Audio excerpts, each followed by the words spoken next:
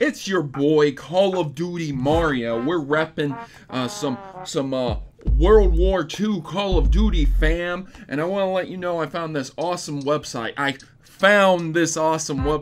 Where you can go over and you can play games like Call of Duty and CS:GO, and you can gamble your skins, fam. This is totally legit, fam. I'm telling you, fam. All right, look, you can trust me. I'm a guy on YouTube, right? Why y'all looking at me like that? It's not like this hasn't happened before, right? Welcome back to What You Missed Gaming, the video game news show that knows it's dangerous to go alone and uninformed on the internet. So here, take this video game news with you and stay informed, ladies and gentlemen. Well, hello, ladies and gentlemen. Welcome back to another What You Missed news. Before I start, I want to tell you I've been streaming Call of Duty World War II over on Twitch randomly. I usually stream it at night, and I will tweet out when I stream it that day. It's Eastern time too, at Protomario on Twitch. I do that because the Xbox One has streaming capabilities, and I rarely play the PS4. No offense to PS4 users, I just use the Xbox One a lot more. So that's what I stream on. I'm thinking about picking up streaming a little bit more, but currently this is what we're doing. I've already played through most of the campaign, so if you'd like to join me over there, you can feel free to do that. But with that said, I understand if you don't want to, and you're just here for the news. So we're going to jump into that, and that is why I made mention of World War II, because despite controversy, Counter-Strike gambling guy is still officially repping Call of Duty.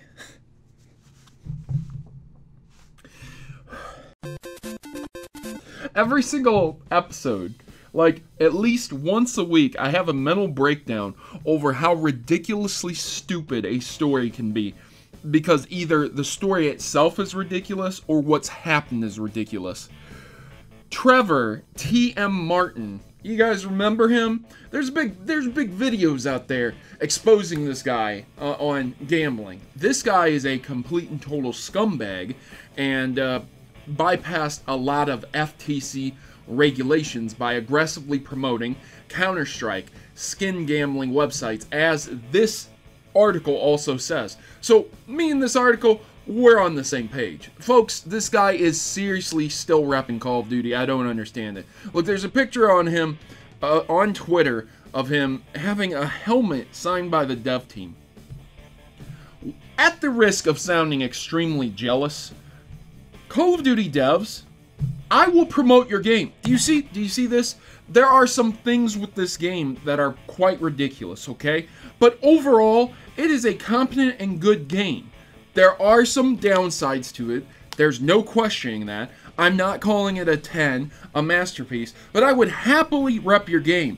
And I'm a war veteran. Stop getting scumbags to represent your market, because that's really stupid, man. That's really stupid. Anyone who's seen the stories last year going around about T.M. Martin and his scummy behavior, man. Come on, dude. And you're having him be the face of your game here, repping Call of Duty, flown out, gets a helmet signed by all the developers. What crap, dude. Oh my god. I want to cuss a lot, so I'm going to cut to the next story, because it contains one of the things I was talking about that wasn't so good about this game right here. And there's a mission which makes you watch people open loot boxes.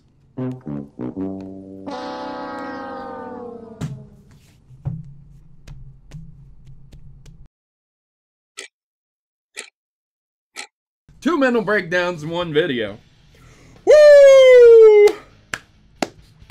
Ladies and gentlemen, the video gaming industry these days. This is not obviously a campaign mission that you have to do to complete the campaign, or anything you have to do to really complete the multiplayer, unless you're a 100% completionist. But there is a mission in the multiplayer mode where you can get, I believe, 25 social score points. I haven't had the chance to play multiplayer. See what I mean? I'm a pretty fair and balanced guy. Anyways, the point is that even though I really appreciate and love this game, there is a great downside to it. And having to watch someone open up loot boxes to complete a mission, even if it's multiplayer only. That's pretty crappy. That's pretty crappy for a Call of Duty game. That's pretty crappy. That's a new low, man. Ladies and gentlemen, there's a new Overwatch hero. I don't know why you're still playing Overwatch with how sensitive they are on the forums and how they are super ban happy whenever you're critical of team balancing. But there is a new hero, Moira. So if you guys want the information there, just Google her name. You can see gameplay with her. With that, there comes also Blizzard teasing new emotes, Blizzard skins, and more for all 26 Overwatch characters in early 2018 also. So that's just 2 months away. It's not that far away. Anyways, these skins are going to keep the game fresh, I guess. I don't know. There's a lot of them that fit. There's a lot of them that don't look that good to me, personally. I don't really play Overwatch anymore. I haven't even fired it up since Doomfist appeared. If you are, then this is really good news for you. On top of that, it's been revealed that a closer look at a scrapped Overwatch hero, Jetpack Cat, which actually would make me want to play the game a lot more. Instead, we got a scientific gorilla from the moon. Not really my thing. Jetpack Cat, yep, probably would have appealed to almost everyone across the internet. Yeah, so there was a scrap design for a character that is an actual jetpack cat. There's no metaphors here. It's literally a cat with a jetpack on it. There's a lot of scrap designs here. They even had a crocodile as the character on the jetpack, and they just couldn't figure it out. They had a monkey at one point in time. I think the jetpack cat would have worked really well. But I think a lot of people really like D.Va as well, so I guess it worked out at the end of the day. Maybe they could introduce this as a skin for D.Va, so that'd be something, wouldn't it? So, just because the Nintendo Switch didn't give you an official D-pad doesn't mean other people aren't trying. Well, yeah, this game console here, the Nintendo Switch, you know it. It didn't come with a D-pad. It came with what you would consider to be kind of up, down, left, and right. But it's not a D-pad. A D-pad is different than 4 buttons. You gotta understand that a D-pad is very, very important to playing platforming games. It feels way different. It's way more precise with a D-pad. It's way better with a D-pad. So there you go. You know, people are modding in D-pads onto the Nintendo Switch, so I guess that's a thing. The Legend of Zelda Breath of the Wild is bringing Champion Amiibo functionality detailed by Nintendo. If you guys didn't know, there are Champion Amiibos coming out. If you haven't played the game, there are these 4 champions. They represent each one of the races, kind of. It's very selective, but like the Zoras and the Gorons, they have these champions, and so they have amiibos respectively to them.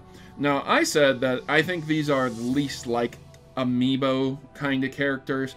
I mean, there are other ones that are also not liked as much and pretty useless. I was actually thinking about doing a video about the most useless amiibo figures you could waste your money on, because there's some that only have functionality in one game and passive functionality in other games. Like Hyrule Warriors, that it'll accept almost any amiibo, but it doesn't do anything special. So these characters here, I said that I don't think a lot of people like them. And some people pushed back and said that they did like them. Some people agreed with me, said that they didn't really like them. And I think that's just because of the way Zelda Breath of the Wild is. It's a very open-worldy, choice-based game. So there's no, hey, you need to meet this Goron first. You need to meet the Zora next. You need to go to the Sand Kingdom next, you know? Sand Kingdom, this isn't Mario. I've been playing too much Mario Odyssey. Anyways, my point is that a lot of people probably didn't even get to some of these individuals as they were playing it through.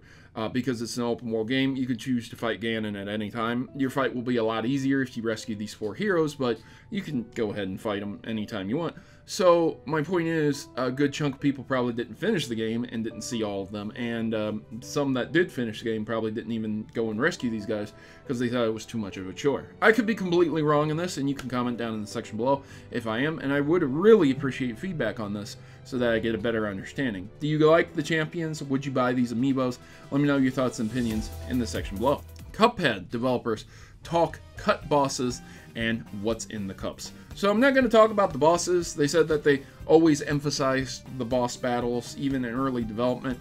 But what I do want to talk about is what's in the cup, and the developers did speak on this. 2 of them said that it's their soul, and another one said it's not necessarily their soul. It's open to interpretation if you don't want to believe it's their soul. It doesn't matter the color. It doesn't matter what's in their cup. It's not coffee. It's their souls. So that's interesting. I would like to interpret it as if these individuals did end up going into hell, they were humans at one point in time and they were transformed into these abominations that are Cuphead. So you have to imagine that that would be pretty hellish. One day you're a human and the next day you have a cup for a head. Wow, that's wow, right?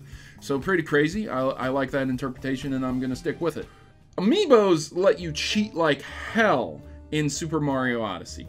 There is a Peach Amiibo you can get, and the Peach Amiibo unlocks a giant heart with a crown on it. This will fill up your life gauge completely and give you 3 more, making a total of 6. The thing about this is there's no limit. So basically, anytime you're running low on life, you can just put that down. So if you're having a tough time with a boss battle, bloop, and you'll basically be immortal. As long as you remember to grab your Peach Amiibo and put it on.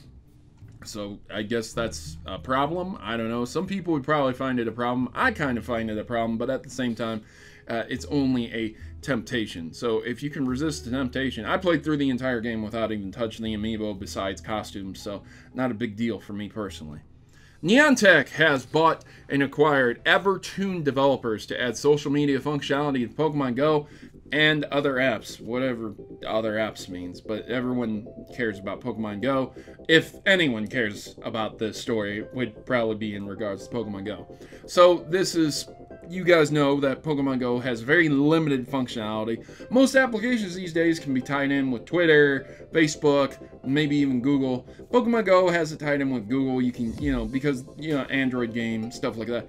I don't really think it's tied in with Google out of choice, but more like necessity. So this one would probably bring in the ability to interact with trainers, battle, trade, things like that. That's probably where they're going and what direction they're going to be taking this. So that's something. There you go. If you're looking forward to social features. Woo, social features in my games. Yay, I'm so happy. Ladies and gentlemen, that was this episode of What You Missed News. I hope you enjoyed it. If you did, leave me a big thumbs up. If you didn't, leave me a thumbs down and tell me what I can do better in the future. And I've been your host, Protomario, and I'm signing out. I want to hear about these news stories in the comments down below. Let me know what you think about them. And once again, as always, good gaming, God bless, and thank you for watching, fans.